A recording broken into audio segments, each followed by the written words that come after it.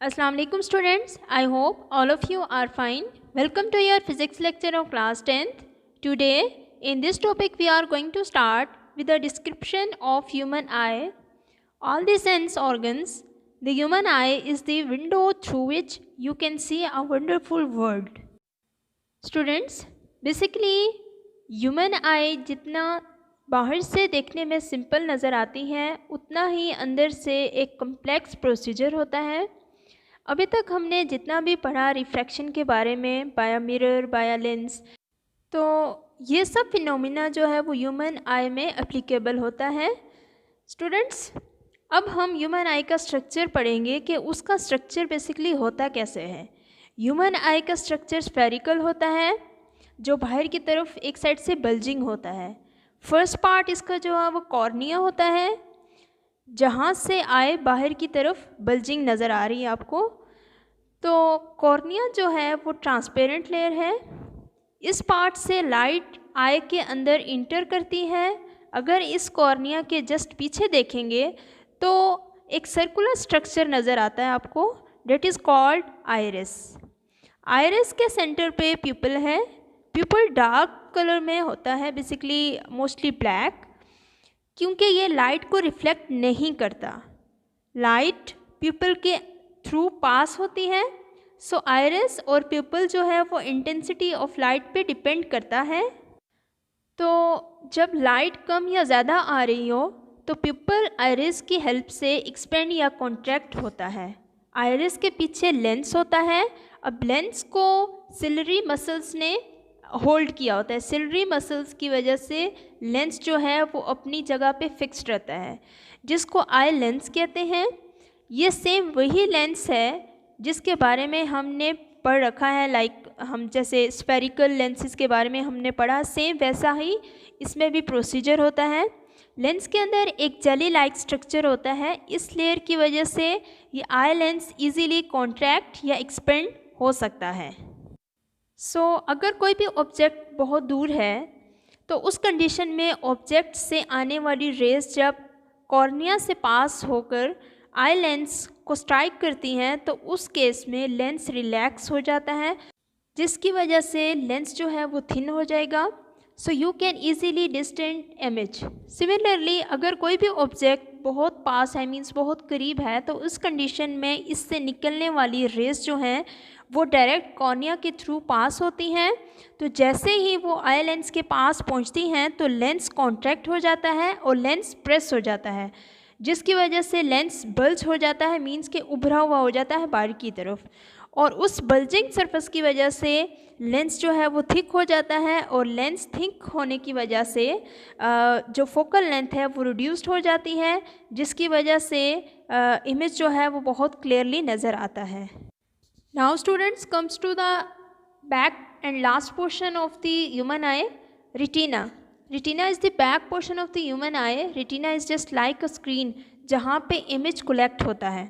Now students, we are going to define the near point and the far point. The near point of the eye is the minimum distance of an object from the eye at which it produces a sharp image on a retina, and the far point is the eye is the maximum distance of the distant object from the eye on which the fully relaxed eye can be focused.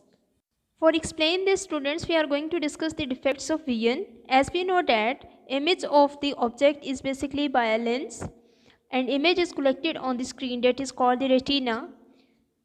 So अब इस case में हम ये देखते हैं कि हमारे इर्द गिर्द बहुत सारे ऐसे लोग होते हैं जो करीब के ऑब्जेक्ट्स देखने में या पढ़ने में बहुत प्रॉब्लम फेस होती है उनको। लाइक न्यूज़पेपर पढ़ने के लिए अगर उनको कहा जाए या बुक अगर बहुत करीब पड़ी हुई है तो वो वर्ड्स उनको नज़र नहीं आ रहे होते। सिमिलरली ऐसे ही बहुत सारे लोग हैं जिनको दूर के ऑब्जेक्ट्स जो हैं वो नज़र नहीं आ रहे थे, ना ही वो पढ़ सकते हैं। लाइक अगर कोई बोर्ड लगा हुआ है, कोई सम डिस्टेंस पे बोर्ड अगर है, तो उस बोर्ड के जो लफ्ज़ हैं वो उनको पढ़ने में दिक्कत होती है। सो स्टूडेंट्स, ये बेसिकली वेरिएशंस हैं। कुछ लोग जो हैं वो करीब के लफ्ज़ जो हैं वो पढ़ पा रहे हैं और कुछ जो हैं वो दूर के पढ़ पा रहे हैं। तो बेसिकली ये कुछ डिफेक्ट्स होते हैं जो ह्यूमन आई में ऑक्यूपाई होते हैं। So now we are going to discuss the defects of this variations. Students, जो चीज़ बेसिकली हम आसानी से देख सकते हैं उसको हम नॉर्मल विजन कहते हैं। और अगर आई हेल्दी है, मींस नॉर्मली आई को हेल्दी आई ही कहा जाता है, जिसको दूर या पास देखने में कोई प्रॉब्लम ना हो, वो बेसिकली हेल्दी आई होती है। तो नॉर्मल विजन की रेंज जो है वो 25 सेंटीमीटर होती है। तो अगर कोई ऑब्जेक्ट करीब है, मींस कि आपको अगर कोई बोले कि आप जो है वो बुक रीड करें, तो उसके लिए जो नॉर्मल रेंज है वो 25 सेंटीमीटर की होती है। अगर 25 सेंटीमीटर से कम रखी जाए, मींस आप उस बुक को या उस न्यूज़पेपर को अपने करीब लेके आएँ, तो बहुत प्रॉब्लम होगा उन वर्ड्स को पढ़ना, और वर्ड्स जो हैं वो ब्लर नज़र आते हैं। सो अगर कोई भी ऑब्जेक्ट दूर होता है तो उसकी रेंज इन्फिनिटी होता है, मींस के लामहदूद उसकी रेंज होती है, वो इजीली नज़र आ सकता है। तो अगर किसी भी रीज़न की वजह से ये लिमिट डिस्टर्ब हो जाए, तो उस कंडीशन में ह्यूमन आई में डिफेक्ट्स आते हैं। डिफेक्ट्स बेसिकली स्टूडेंट्स 2 टाइप्स के होते हैं: myopia, which is also called the short sightedness, and hypermetropia, which is also known as far sightedness. So now students, let's start one by one. That is, let's start with myopia. As the name suggests, that is the short sightedness. तो इसका मतलब है जिन लोगों को myopia defect होता है, तो उस कंडीशन में वो लोग पास के ऑब्जेक्ट्स को इजीली देख सकते हैं या फिर पढ़ सकते हैं, लाइक रीडिंग। बट अगर उनको कहा जाए कि दूर का कोई ऑब्जेक्ट देखें या पढ़ें, लाइक अगर बोर्ड है उस पर कुछ वर्ड्स लिखे हुए हैं, अगर कहा जाए कि वो उनको रीड आउट करें, तो उनके लिए बहुत प्रॉब्लम होगा। So that defect is called myopia. तो अब इस कंडीशन में फार विजन डिस्टर्ब हो जाता है। सो इस कंडीशन में स्टूडेंट्स जो लोग होते हैं वो इनफाइनाइट ऑब्जेक्ट को इजीली नहीं अचीव कर सकते। तो इस केस के बहुत सारे रीजंस हैं। First is high convergence power. Basically जो ह्यूमन आई है, ह्यूमन आई लेंस होता है, उसकी अपनी एक कन्वर्जिंग पावर होती है। एज वी डिस्कस बिफोर कि अगर कोई ऑब्जेक्ट बहुत दूर रखा होता है, तो वहाँ से मींस उस ऑब्जेक्ट से निकलने वाली रेस जो हैं जब आई लेंस को स्ट्राइक करती हैं, तो उस कंडीशन में सिलरी मसल्स रिलैक्स हो जाते हैं, और रिलैक्स होने की वजह से वो आई लेंस को थिन कर देती हैं, और थिन होने की वजह से जो फोकल लेंथ है वो इंक्रीज़ हो जाती है, और फिर इमेज रेटिना पे इजीली फॉर्म हो जाता है। तो ये तो वो केस है जब नॉर्मल विजन होता है, मींस जब हेल्दी आई होती है। अब आते हैं मायोपिया के केस की तरफ। तो अगर कोई ऑब्जेक्ट अगर दूर रखा हुआ होता है, तो मायोपिया के केस में क्या होता है कि बहुत सारी रीजंस की वजह से सिलरी मसल्स जो हैं वो रिलैक्स नहीं हो पाते, और जब रिलैक्स नहीं होते तो उसकी वजह से जो आई लेंस है वो थिन नहीं हो जाता, और थिन ना होने की वजह से जो कन्वर्जेंस पावर है वो भी हाई ही रहता है। जबकि डिस्टेंट ऑब्जेक्ट को देखने के लिए जो कन्वर्जेंस पावर होती है वो लोअर होनी चाहिए।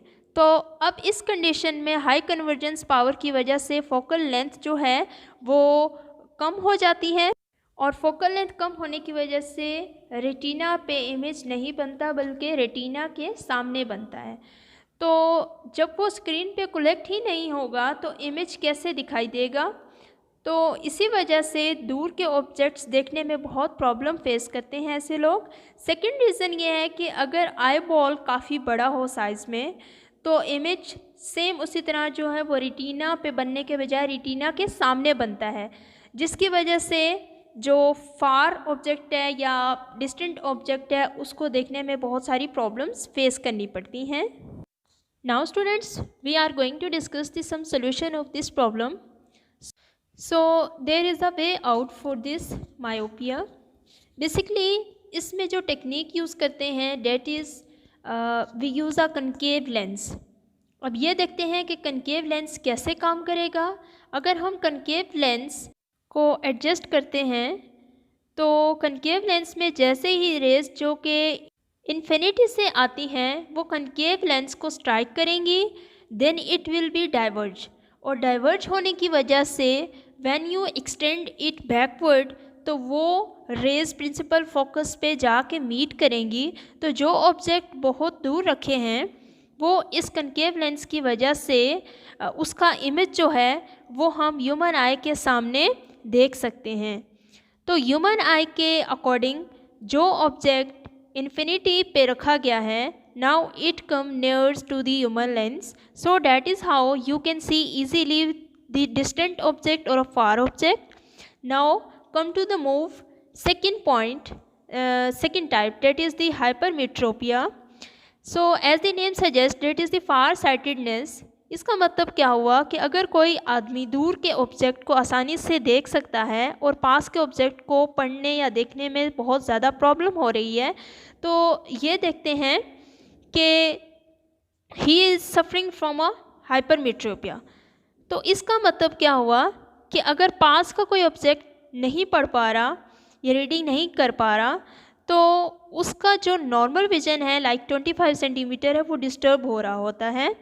तो ऐसे लोगों को अगर कुछ पढ़ने में लाइक अगर प्रॉब्लम हो रही हो, तो वो ऑब्जेक्ट लाइक न्यूज़पेपर्स हैं या कोई भी रीडिंग बुक है, कोई भी ऑब्जेक्ट है, उसको अगर नहीं पढ़ पा रहा तो वो डिस्टेंस पे रखेगा, 25 सेंटीमीटर से मज़ीद जो है वो डिस्टेंस इंक्रीज़ करेगा, तो फिर वो आसानी से उस वर्ड्स को या न्यूज़पेपर या कोई भी रीडिंग बुक है उसको इजीली पढ़ सकता है।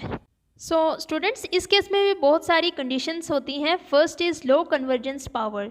तो इसका मतलब क्या हुआ कि अगर आपकी आई लेंस का कन्वर्जेंस पावर जो है वो लो हो जाता है, तो बेसिकली लो का मतलब क्या होता है, लो को एक्सप्लेन करने के लिए बेसिकली हमने ऑलरेडी ये पढ़ रखा है कि अगर कोई ऑब्जेक्ट ह्यूमन आई के बहुत पास रखा है, मींस के बहुत करीब है, तो ऑब्जेक्ट की रेस जो हैं वो आई लेंस पे स्ट्राइक करती हैं और सिलरी मसल्स उन कंडीशन में जो वो कॉन्ट्रैक्ट हो जाती हैं।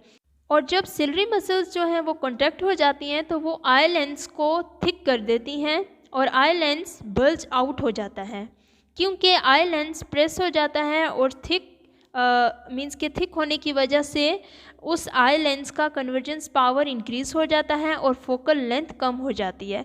तो इसी वजह से हम बहुत आसानी से पास के ऑब्जेक्ट्स को देख पाते हैं।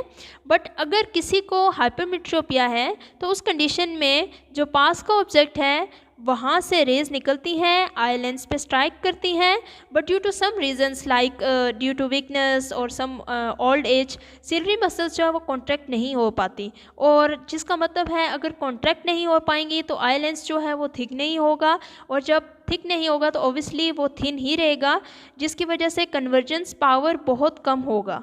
और कन्वर्जेंस पावर जो है वो कम होने की वजह से लाइट रेटिना के बियॉन्ड जाके मीट करेगी।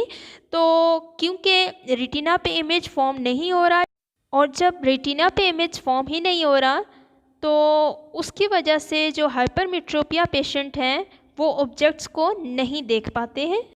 और सेकंड केस जो हाइपरमेट्रोपिया का ये हो सकता है कि जो आई बॉल है उसका साइज़ जो है वो बहुत छोटा होता है। तो इस केस में अगर कोई ऑब्जेक्ट उस हाइपरमेट्रोपिया पेशेंट के पास है तो साइज़ कम होने की वजह से रेस जो है वो कन्वर्ज नहीं हो पाती और रेटिना के आउटसाइड पे जाके मीट होती हैं। तो यहाँ पे भी इमेज रेटिना पे कलेक्ट नहीं हुआ। So this is the second reason why hypermetropia occurs. अब क्वेश्चन ये है कि इसको ठीक कैसे किया जाता है। The answer is just opposite to myopia. तो students, that is by using the convex lens. तो अगर हम कन्वेक्स लेंस यूज़ करते हैं तो जो रेज नियर बाय ऑब्जेक्ट से आती हैं वो कन्वेक्स लेंस पे स्ट्राइक होंगी, और कन्वेक्स लेंस का काम क्या होता है कि बेसिकली ये कन्वर्ज करता है रेज़ को। तो जैसे ही रेज़ पैरेलल आएंगी it will strike on the human eye lens, तो इसका कन्वर्जेंस पावर जो है वो इंक्रीज़ हो जाता है, जिसकी वजह से रेज़ रेटिना पे इंटरसेक्ट होती हैं और फिर इजीली पास के ऑब्जेक्ट्स जो हैं वो हाइपरमेट्रोपिया के जो पेशेंट्स हैं वो देख सकते हैं। सो बेसिकली जो ऐसे पेशेंट होते हैं उनके अलग अलग जो है वो ह्यूमन आई क्लासेस होते हैं, उनके नंबर्स जो हैं वो अलग अलग होते हैं depending upon their defects. So this is all about the defects of human I. I hope you people understand this. Thank you for watching.